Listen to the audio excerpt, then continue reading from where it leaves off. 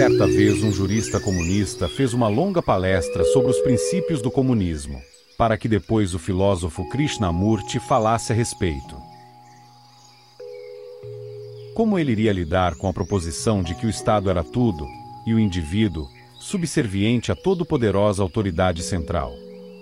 Surpreendentemente, ele não discordou do que havia sido dito.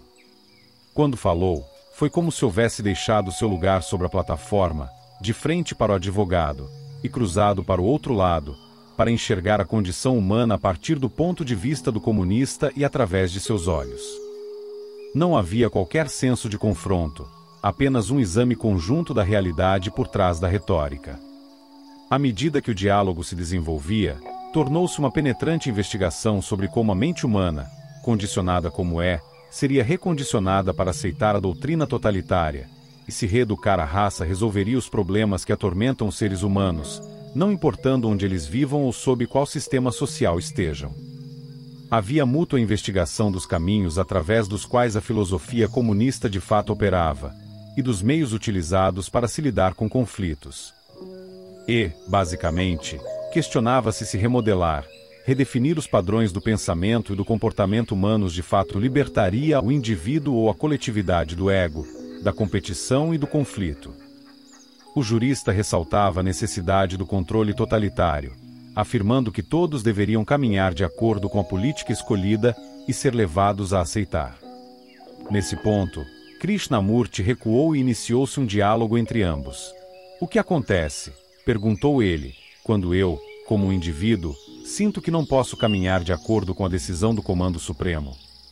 E se eu não aceitar? O jurista respondeu, nós tentaríamos convencê-lo de que a divergência individual, talvez válida antes de uma decisão ser tomada, não poderia ser tolerada depois. Todos têm de participar. Você quer dizer obedecer? Sim. E se eu ainda assim não pudesse ou não estivesse disposto a concordar? Nós teríamos de lhe mostrar o erro de suas escolhas. E como vocês fariam isso? Persuadindo você de que, na prática, a filosofia do Estado e a lei devem ser enaltecidas a todo momento e a qualquer custo. Krishnamurti pergunta, e se uma pessoa ainda assim mantém que alguma lei ou regulamento é falso, o que acontece? Nós provavelmente iríamos encarcerá-la de modo que ela não fosse mais uma influência desintegradora. De modo extremamente simples e direto, Krishnamurti disse, eu sou essa pessoa. Esse momento foi tenso. Uma descarga elétrica havia penetrado a sala. A atmosfera estava carregada. O advogado falou cuidadosamente, calmamente. Nós o poríamos numa cela e o manteríamos lá pelo tempo que fosse necessário para modificar sua mente. Você seria tratado como um prisioneiro político. Krishnamurti respondeu, poderia haver outros que sentissem e pensassem como eu. Quando eles descobrissem o que havia acontecido comigo, poderiam se tornar mais avessos à sua autoridade. Isso é o que aconteceria, e o movimento reacionário teria começado. Nem o jurista nem seus colegas de partido queriam continuar com aquele diálogo perigosamente explícito. Alguns já demonstravam nervosismo. Krishnamurti continuou, eu sou esse homem. E não aceitarei ser calado. Falarei a qualquer um que esteja disposto a ouvir. O que você faria comigo se fosse líder do Estado comunista? Não havia escapatória para a questão. O jurista respondeu, afastaria você. Não lhe seria permitido contaminar os outros. Após uma longa pausa, Krishnamurti disse, e dessa forma, o Senhor teria feito de mim um mártir. O filósofo esperou, e aos poucos foi tornando o discurso menos tenso, falando sobre como ocorre a destruição da vida por uma crença, por algum ideal de futuro com algum projeto mesquinho. E também sobre a imposição de fórmulas sobre os seres vivos. Abordou a necessidade não de alterações no meio social, por mais necessárias que sejam, mas de transformação interior. E quando terminou, não havia de fato mais nada a ser dito. O encontro havia terminado. Qual é a verdadeira causa deste caos no mundo atual? E como pode ser remediado esse doloroso estado das coisas? Em primeiro lugar, creio que pode ser remediado, não contando com nenhum sistema como um remédio. Você sabe, através dos séculos nós construímos um sistema, o sistema possessivo baseado na segurança. Fomos nós que o construímos. Cada um de nós é responsável por esse sistema em que aquisição, ganho, poder, autoridade e imitação. Fizemos leis para preservar esse sistema, leis baseadas em nosso egoísmo, e nos tornamos escravos dessas leis. Agora queremos introduzir um novo conjunto de leis, as quais nos tornaremos novamente escravos, leis pelas quais a posse se torna um crime.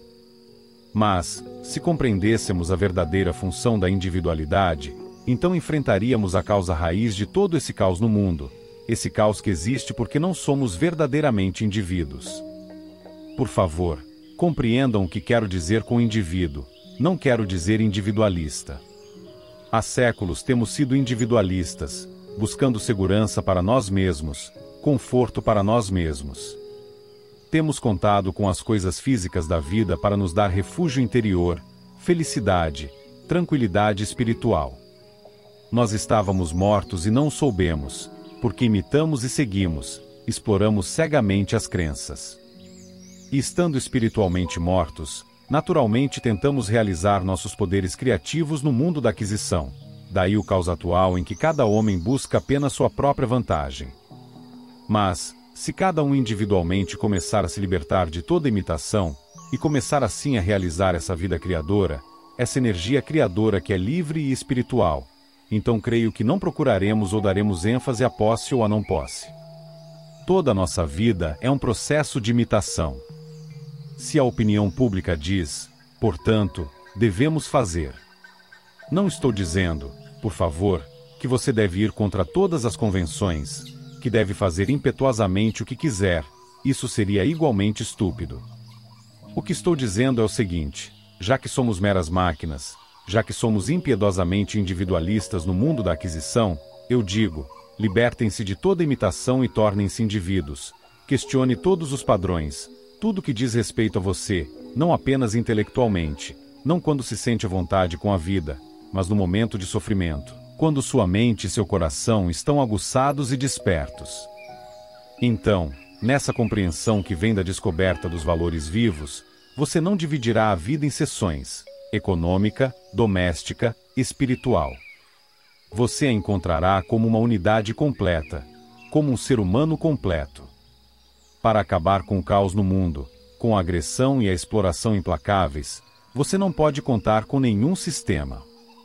Somente vocês mesmos podem fazer isso, quando se tornam responsáveis, e vocês só podem ser responsáveis quando estão realmente criando, quando não estão mais imitando. Nessa liberdade haverá uma verdadeira cooperação, não o individualismo que agora existe.